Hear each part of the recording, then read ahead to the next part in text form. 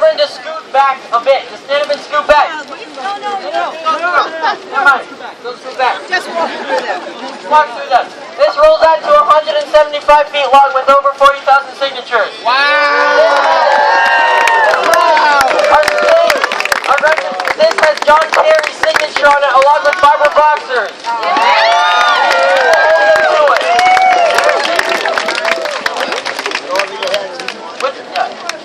Our young founder, Alec Lewers, our cousin, and his mother, Victoria, wrote this document 4 years ago when Alec was 15.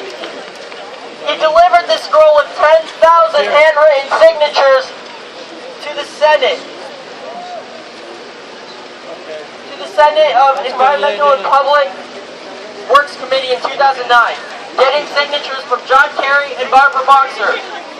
These aren't just signatures, they're stories. These signatures represent the voice of youth across the nation who demand a future free from the tyranny of coal, oil, and gas.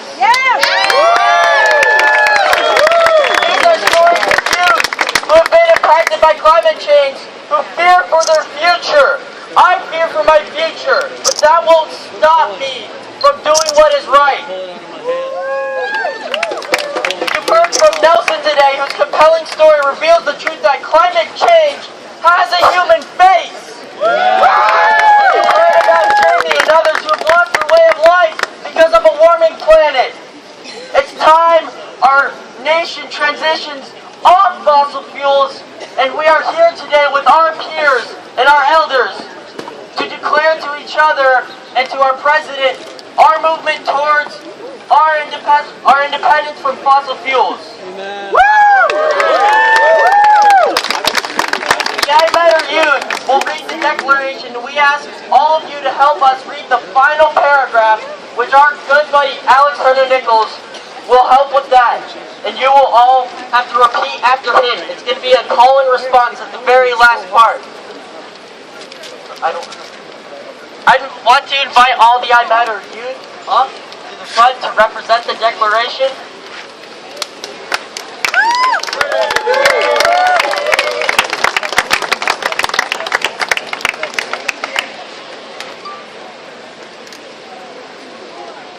The Declaration of Youth of the United States of America of Independence from Fossil Fuels. When in the course of human events, it becomes necessary for one to rid themselves of an energy system that has been found to threaten their lives and liberties. It is only decent that they should declare the causes of separation from dependence on fossil fuels.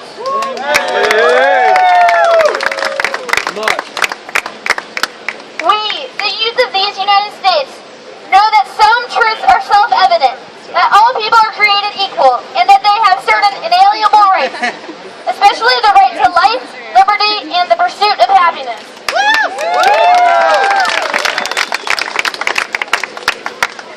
Because of our addiction to fossil fuels, the Earth has been pushed out of balance and suffers from global warming. The effects of that warming include extreme weather shifts, more frequent natural disasters, melting ice caps and glaciers, global sea level rise, diminishing food and water supplies, and habitat loss.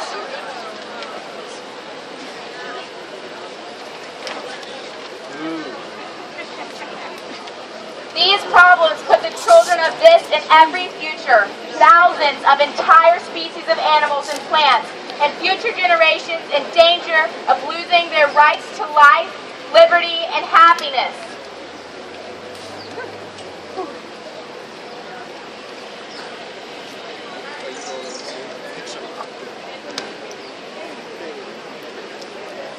So when the burning of fossil fuels has been shown to cause global climate change, it is time for those most affected to stand up and demand change.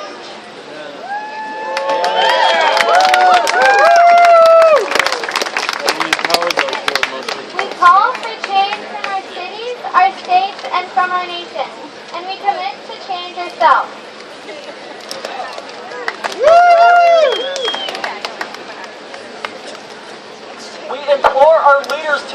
a secure future, and to do all other acts and things which independent people may of right do to build a more sustainable and just society.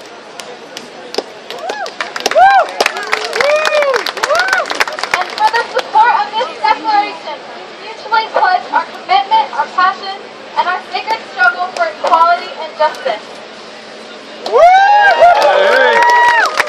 Okay, if you have a big camera, it needs to go to these beautiful people, not me, because this part is not about any one person.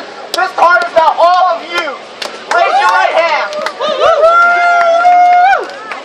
Therefore, we the people. Therefore, we the people The United States of America. of the United States of America, Who in the name and by the authority who in the name and by the authority of the good people of this nation of the good people of this nation solemnly publish and declare. solemnly publish and declare We as a community that we as a community ought to be free and independent ought to be free and independent from the lifestyles and forms of energy from the lifestyles and forms of energy cause global climate change. that cause global climate change. As of this day, As of this day, July 27, 2013, July 27, 2013, let it be known let it be known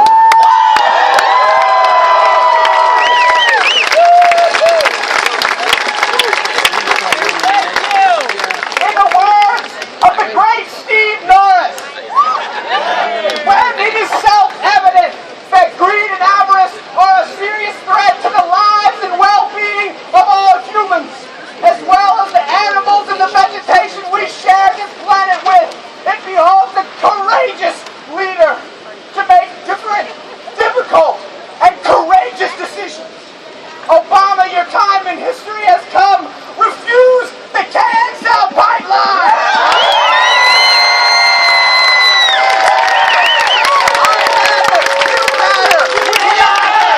Our future matters!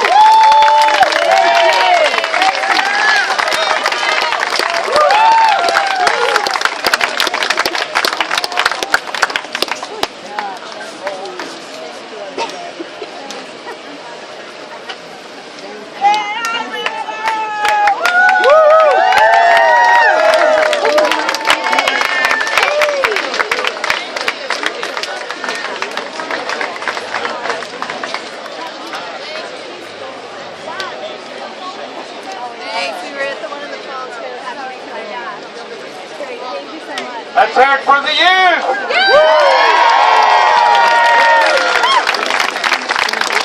All this youth energy and joy and power is like an arc that goes up and up. But all the rest of us, the adults and the elders, are like another arc that goes up and up. And for those two arcs to stay up, there needs to be a keystone. A keystone holds those arcs together. The keystone holds the balance and the mutuality of the adults and the elders and all the youth energy. We are the keystone. Let's take the word back. It's a good word. We are the keystone. That need and nurture and support one another. The energy of the elders and the adults and all this marvelous, wonderful, creative, powerful passion from these youth that matter. We're the keystone. Now, could I take a few moments and have a conversation with those of you who are 65 and older? This is the first time in human history. This is the first time in evolution where you get to be 65 and you can reasonably say I might have 2 or 3 more decades. Never before has there been that option for so many. So my question to you who are in this age bracket is the question I ask. What will you do with those years? Many of us have reasonable health. We have some reasonable financial security. We don't have to fear the loss of a job. We have some time we didn't used to have. We have a lifelong amount of experience. We have networks of friendship. What are we going to do with those resources? That's power. That is power to give for the future of our generations. It's not enough just to leave the farm or the house for our children and grandchildren, or to leave some kind of insurance policy or a trust in their name. They deserve more. They deserve our full resources to offer to strengthen a livable planet for our children and grandchildren and great-grandchildren. Those of us 65 and older, we have had unearned advantages. We've had a stable climate. We've had pretty clean air and clean water. And we've had cheap fuel. And we've had a government that works some of the time. We have had gifted, unearned advantages that our children and grandchildren and great-grandchildren cannot count on. So there is eldering power to claim and to offer. We have resources to give and to invest in the future. It's not time to retire. It's time to recommit.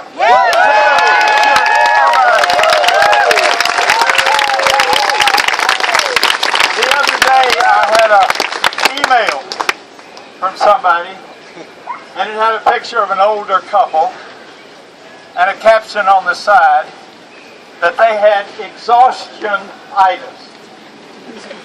And under that it was saying they were too tired to give a shit. Now the person thought that was funny.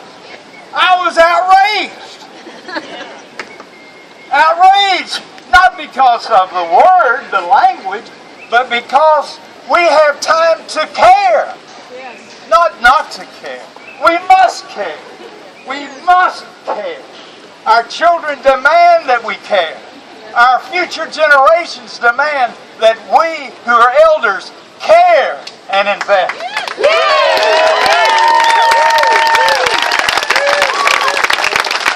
In the words of the Hopi elder, we are the people we've been waiting for. Those of us over 65, we're the people we've been waiting for. We're the people our children have been waiting for. We're the people our grandchildren have been waiting for. It's not time to retire. It's time to recommit. Our grandchildren who need a livable, sustainable planet. So would you do this for me? Would those who are under 20 gather here in the inner circle? You would. Those of you under 20. And if the rest of us who are beyond 20, you could gather around them and look at them, let them look at us. I know this is going to take just a second, but and give some space, please, between those who are 20 and those who are 20. I want you to look outward. I don't want you to look at each other. Look at these adults and elders who come and gather around you. Could some of you come and make a full circle, a ring around them?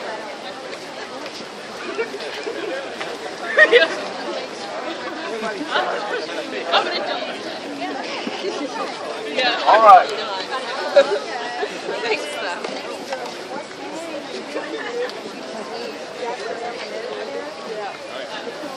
Okay, let's be calm and quiet for a moment as we have a very brief ritual of blessing. I want you to cross your heart. I want those of us who are adults and elders to gaze at this inner circle of youth. I want them to take in the looks and the joy of all the adults that surround them. And just be quiet for a moment and feel the power of the love from both ways. We sang a Cuban song a moment ago. Give us a heart full of love. Give us a heart strong for the struggle. Feel it, friends. Look across the generation. Take in their beauty and their strength and their support. Both ways. We need each other. We're the keystone. Give us a heart full of love. Give us a heart strong for the struggle.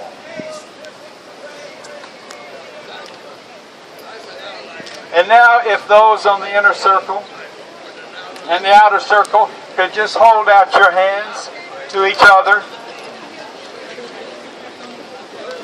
Just hold out your hands. And let yourself experience how much we need each other. How much power and energy and hope flows from youth to adults and elders to youth.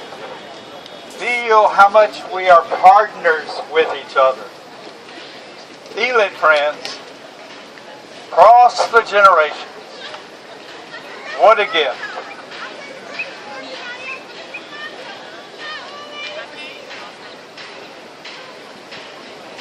And then I want to close this ritual with what we just read. This declaration was a declaration for the youth. And I want us to make it, as Alex also did, for us to it's called and response. But this time, let's be clear. We're talking about youth, adults, and elders. All that power. Therefore, we, the adults, the elders, and the youth of the United States of America, do in the name and by authority of good people of this country solemnly publish and declare that we as a community, a keystone community, ought to be free and independent from lifestyles and forms of energy that cause global climate change. As of this day, this hour, July 27, 2013. Let it be known. So let it be.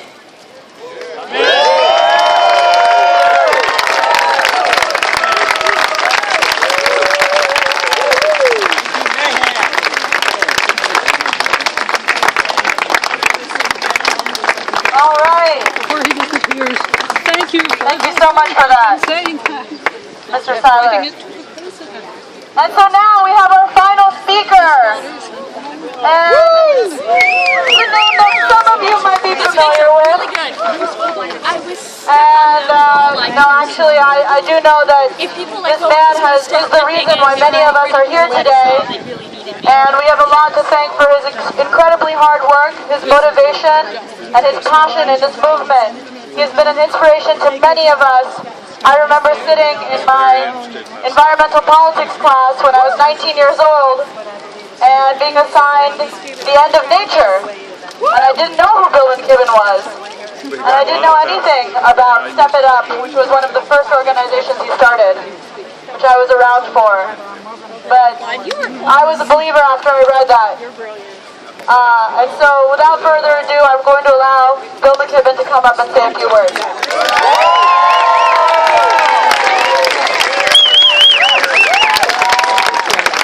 Well, no use trying to follow man. That was a wonderful sermon. I just was sitting here today in this beautiful day, looking around thinking, boy, I wish we had something other than tar sands we could use to power our lives. I just kept kind of wondering what it might be that we possibly... And then I looked over at the roof of the Whitehouse where there were supposed to be solar panels 2 years ago. As Obama promised it. They're still not there. You guys have been walking through a solar spill for the last week, you know? And it's all going to waste. We're enjoying it, but we're having to put on sunscreen, you know? That's what we need, and we need it fast. I am so grateful to you all for being here. The last time I was in D.C., it was February, and some of you were here.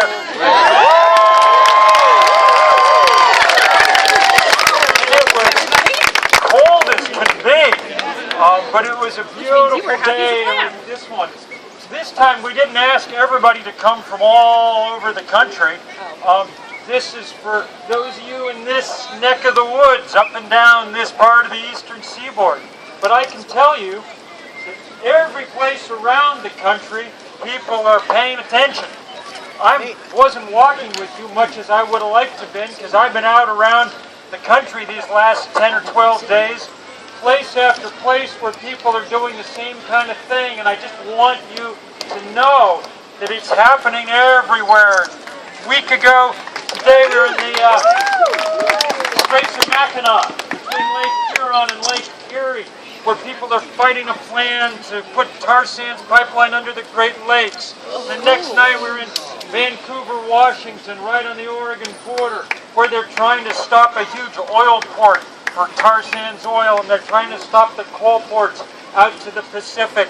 And the next night after that was in Moab, Utah, where people are fighting the first big tar sands mine planned for the United States. And the night after that it was in Sebago Lake in Maine, where they're trying to stop the reversal of a pipeline to put tar sands through to the Atlantic. And the day after that was in Boston, where people were getting ready for today's big protest against the coal-fired power plant on the Massachusetts shore. Tomorrow, we've already heard from Brian and from Texas, so we know what's going on down there. Tomorrow we'll be in Ohio, where people are fighting fracking with a vengeance. By weekend, this whole summer heat thing will conclude out in California, where we're going to be at the Chevron refinery in Richmond, California. Truly horrible instance of environmental justice in any way. And people are going to be doing what some of you did here yesterday. We're going to end up in jail, I think, that day, and that'll be okay. Some of you, if you've got those bands on your wrists still, raise them up so we can say thanks.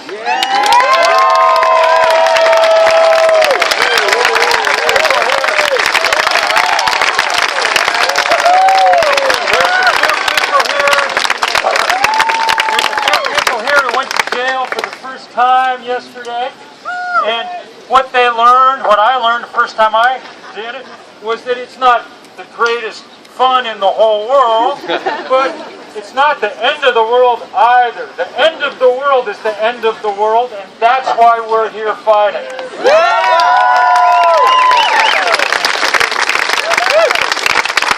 And fight we will. Fight we will. 2 years ago, ago when we were having the first demonstrations in this city about the Keystone Pipeline, everybody told us it was a waste of time and it was a done deal. And the National Journal, the kind of trade paper for Capitol Hill, took a poll of their 300 energy insiders. 97% of them said TransCanada would have its permit by the end of 2011 for this pipeline. But that was before you guys took over. TransCanada does not have its permit yet. We've kept them at bay for 2 years. And if the president is true to his word in his last speech, they'll never have that permit.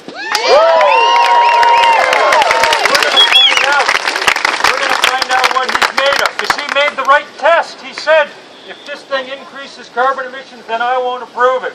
And if he in good faith follows that test, then there is no way that he can approve the Keystone Pipeline. If he wants to find some lawyerly, legalistic, hair-splitting way out, then we'll know that he's not committed in any serious way to the planet's future.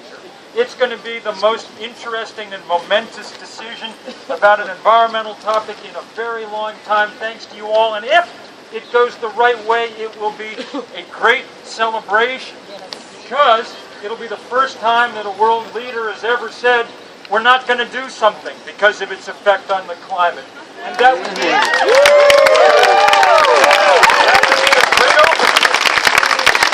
great opening. It would be a way to go to the other countries of the world and say, time for you guys now to come back to the table. Let's have these talks. Let's start again where Copenhagen left off in disaster. Now, even if we win the Keystone fight, though, it's not like we're going to stop fighting. There are 1,000 other fights. There are people today down in Texas watching pipeline be built across their land. They need our help trying to slow that down and stop it. There are people everywhere who are facing these kind of challenges all the time, and it's why we don't just play defense. Though defense is important, we have to stop bad things. It's why we also play offense. It's why all over the country and now all over the world, this divestment campaign has taken off.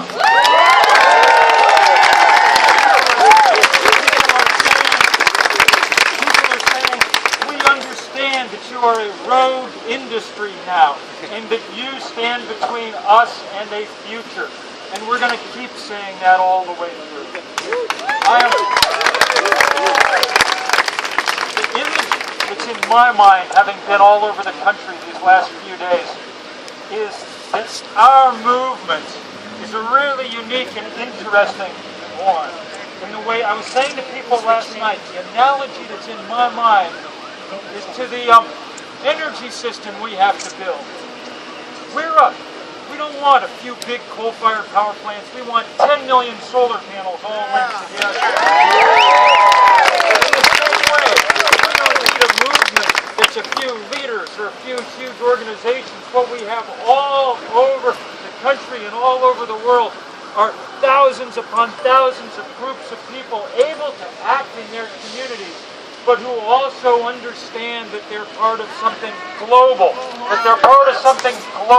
that this fossil fuel resistance now has taken off and it will not stop. And that is, for me, the most exciting part. I said in February that all I'd ever wanted to see was a movement about climate change. And now we've seen it, and now it builds stronger and bigger with every passing day. I don't know for certain that we're going to win. The Arctic's already melted. We're in a world of trouble. But I know that we are going to fight, and that's all we can be called upon to do.